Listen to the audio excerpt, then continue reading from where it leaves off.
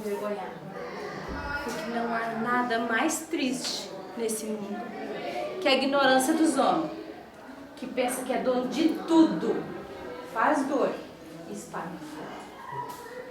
Pois, menina, eu vou contar. Nada é nosso de verdade. Terra, campo, cidade, é tudo por ilusão. Que é arma, volta pro mundo. Que é corpo, se enterra no chão.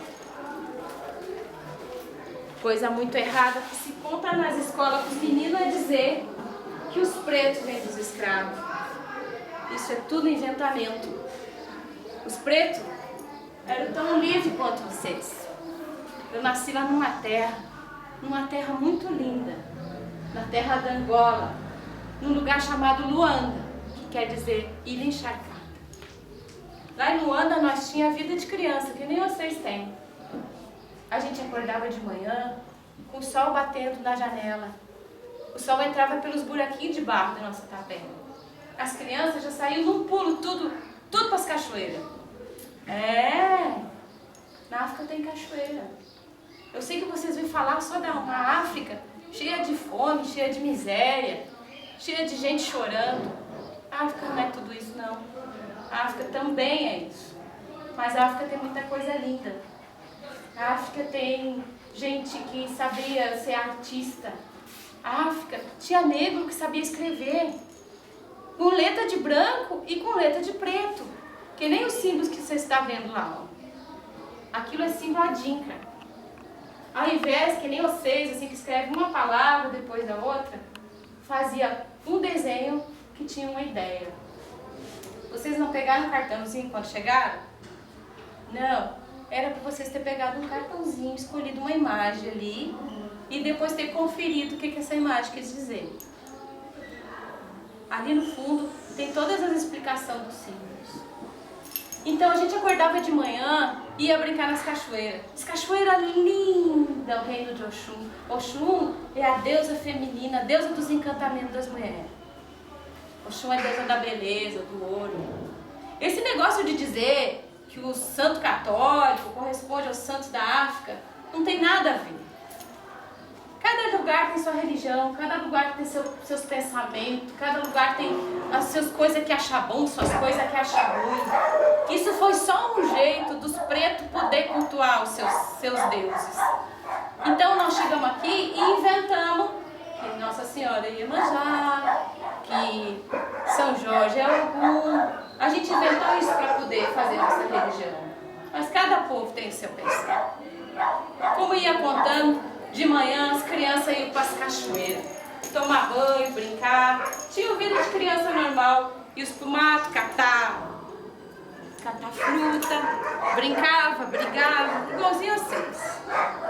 Voltava para casa, minha mãe, estou me lembrando das mãos da minha mãe.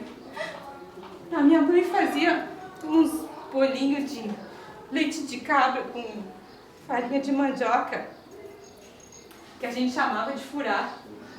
Um dia minha mãe estava fazendo esses bolinhos e os homens brancos chegaram. Os homens brancos chegaram e as crianças estavam tudo esperando para comer.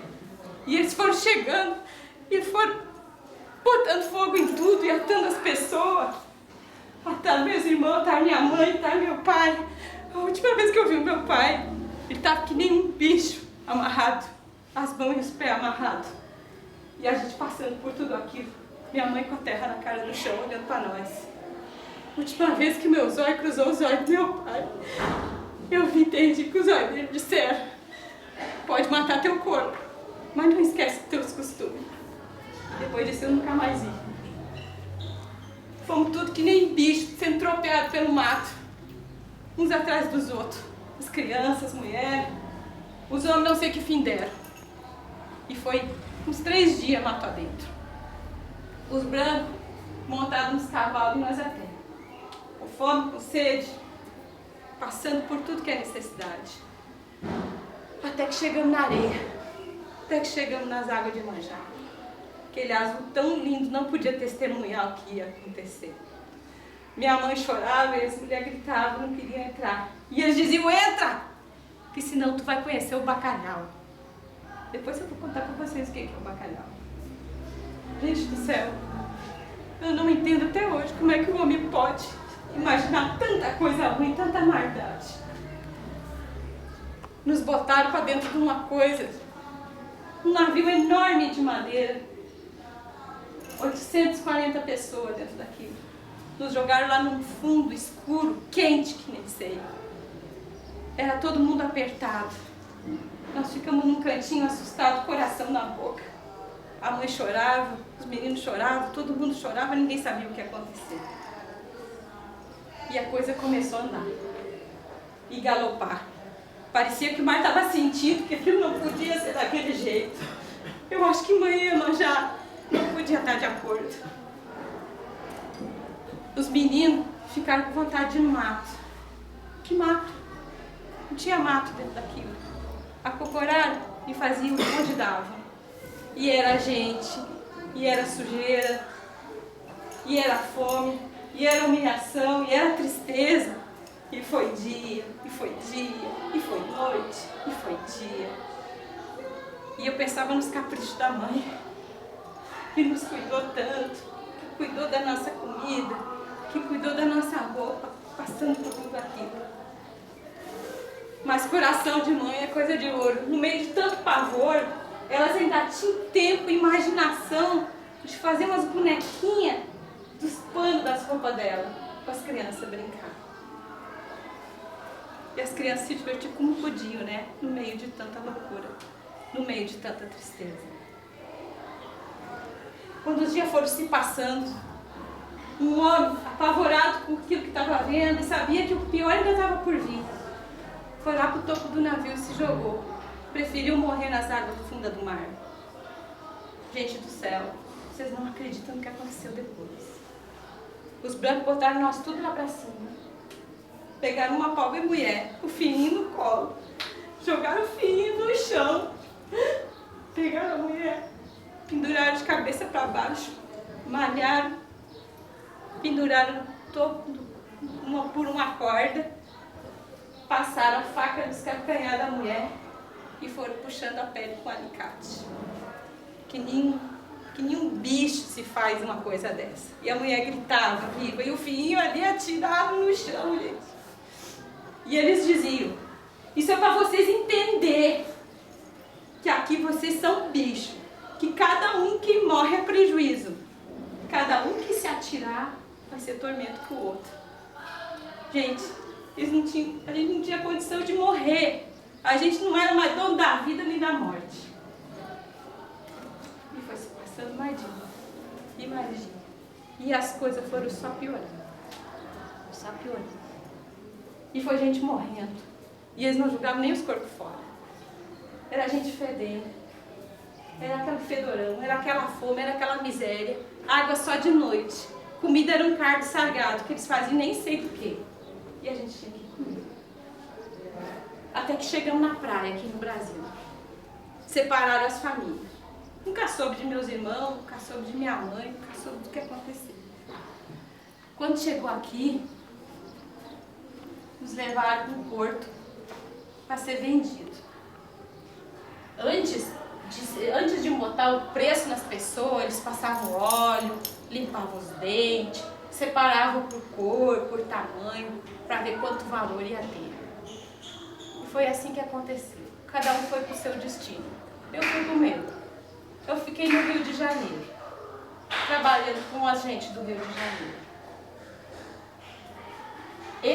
Esses brasileiros que tinha aqui, o rei que estava morando aqui, ele tinha vindo lá da Europa de medo de um tal de Napoleão, que correram com eles por lá por causa de uma tal de amizade com a Inglaterra. E essa Inglaterra, ela precisava vender os produtos. E como aqui no Brasil o povo era escravo, não tinha dinheiro para comprar produto, esses ingleses lá obrigaram o Brasil a terminar com a escravidão. Queria que o Brasil terminasse com a escravidão, né? Mas aqui estava muito bom para branco. Estava muito bom para branco porque os pretos trabalhavam de graça e os brancos só enchiam os bolsos de dinheiro. Os pretos trabalhavam e apanhavam e os brancos enchiam os bolsos de dinheiro. Mas a Inglaterra estava de olho que quem ia comprar os produtos dele, né? Eles já tinham bastante indústria lá, já tinham coisa fabricada. botaram uma pressão no rei daqui. Vocês não dão um jeito. Então o rei disse: terminou hoje esse negócio de buscar negro na África. Mas terminou assim no papel, né? Só para ver se os ingleses se acalmaram. E é por isso que a gente diz hoje aquela expressão só para inglês ver. Vem essas medidas aí, ó. Tudo medida farofeira, tudo medida de mentira. O rei nem estava pensando em libertar os escravos. Os ingleses não se contentaram com aquilo, porque os ingleses eram as únicas pessoas, além daqui do Brasil, que tinham açúcar no mundo. Vocês imaginam um mundo sem açúcar? O que devia ser o açúcar? Muito negro perdeu a vida nos engenhos de açúcar. Aquilo foi coisa brava, gente. Aquilo foi coisa brava. Conta um caos no livro que eu tenho ali, que um dia tinham uns senhores conversando lá no engenho de açúcar e os negros trabalhando no engenho. E já havia branco pensando que aquilo não podia ser de aquele jeito, né? Não podia que uma pessoa tinha tanta autoridade na vida da outra. E esses brancos falavam de uma tal de abolição da escravatura. E claro que os outros brancos não queriam. E eles estavam conversando por esse assunto e o branco disse assim: pois quem manda no meus negros sou eu e vou te mostrar que isso não pode ser. Pegou o pobre do negro que estava trabalhando no engenho e enfiou o braço dele na máquina de moer. A máquina que moe a cana para sair o suco aquele. Atorou o braço do negro por pura maldade, só para mostrar que ele era branco. E isso era muito comum de acontecer. E vocês podem estar se perguntando, mas por que tanto negro, que tinha muito mais negro que branco, por que eles aturavam tudo isso? Por que não metiam o pé na porta e não matava todo mundo e acabava? Porque tinha as armas, tinha os poderes, tinha os dinheiro, que os dinheiro é a arma mais horrível que inventaram nesse mundo. Tinha gente tão infeliz que vocês acreditam que esses brancos pegavam e pagavam sem vergonhas para procurar os negros que fugiam, que se rebelavam, que não aguentavam com aquilo. E esses brancos iam lá e faziam tudo que era maldade, se prestava esse papel. Esses brancos eram os capitães do mato. Esses brancos eram os tal de bandeirante que tem até estátua por aí, por o Brasil, em homenagem a eles. O pior deles foi um tal de Domingo José Jorge Velho. Diz que esse era o cão. Esse era o cão de verdade. Não podia ouvir falar em liberdade, chegava a se arrepiar. E acontecia desses negros valentes fugir. E a coisa era tão horrível, que as pessoas chegavam a morrer de tristeza. Tristeza, que não morria de doença, de fome, de judiaria, morria de tristeza, que chamava banzo. Era a tristeza dos negros. E algum que tinha coragem de fugir, se ia pelos matos e se juntavam e faziam tipo de umas cidadezinhas no mato, que chamava quilombo. E os brancos não conseguiam chegar lá, porque era tudo muito bem escondido e tudo muito bem protegido, com as cercas que eles inventavam, fazia várias camadas de cerca, que fazia tipo um labirinto. Então quando os brancos entravam, eles conseguiam matar os brancos antes de chegar lá. E o maior dessa cidade, o maior desses quilombos, foi um tal de Quilombo dos Palmares, onde reinou Zumbi dos Palmares, que foi um dos nossos maiores heróis do Brasil. A gente ouve falar de Capitão América, ouve falar de Super-Homem, não ouve falar de Zumbi dos Palmares. Que coisa, né, gente? Grande coisa, Super-Homem. Super-Homem era quem vivia, Super-Homem era quem conseguia sobreviver a todo aquele horror. Então, Zumbi dos Palmares reinava no Quilombo e o governador de Pernambuco, que era um dos lugares onde mais tinha escravo, já estava chateado com aquilo que alguns negros conseguiam fugir para esses quilombos e mandou fazer uma proposta para o Ganga Zumba, que era o tio de Zumbi, que era quem mandava mais que Zumbi.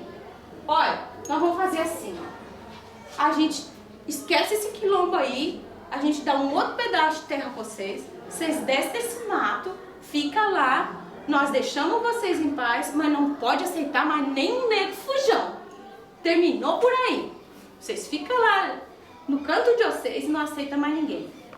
Ganga Zumba acreditou na proposta do governador, mas o Zumbi disse não. Não é pela cor da minha pele que decide que eu sou livre ou não sou livre. Todo homem é livre, eu não aceito. E Gangazumba e Zumbi começaram a discutir. E houve uma tremenda quebra-quebra nas ideias.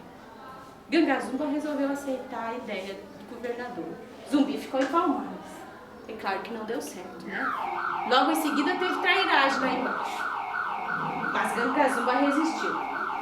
O governador botou mais dinheiro nas questões e contratou o tal de Domingo Jorge Velho, que com muitos soldados, muitas armas, depois de muitas tentativas, conseguiu entrar no quilombo dos Palmares e botou fogo e pegou Zumbi e expôs para o povo todo. Não bastava matar Zumbi, mataram o Zumbi dos Palmares, cortaram o corpo todinho dele em várias partes, espalharam pela cidade, botaram a cabeça no centro da cidade, porque maldade não é pouca, né? Maldade tem que deixar rastro, para ver se botavam medo na gente. E disseram para esquecer o nome de Zumbi. Mas não conseguiram isso não. Não conseguiram isso não. E é em homenagem a Zumbi que o dia 20 de novembro é o dia da consciência negra. É o dia de se lembrar dessas histórias. Porque a gente tem a obrigação de perdoar. Que ninguém vai querer carregar isso para sempre nas costas. Tem uma obrigação de perdoar e obrigação de não esquecer. Porque, meninos, eu vim contar toda essa história para vocês. Só para a gente se lembrar que liberdade não tem preço. Bondade não tem régua. Que todos somos um. Muito obrigada.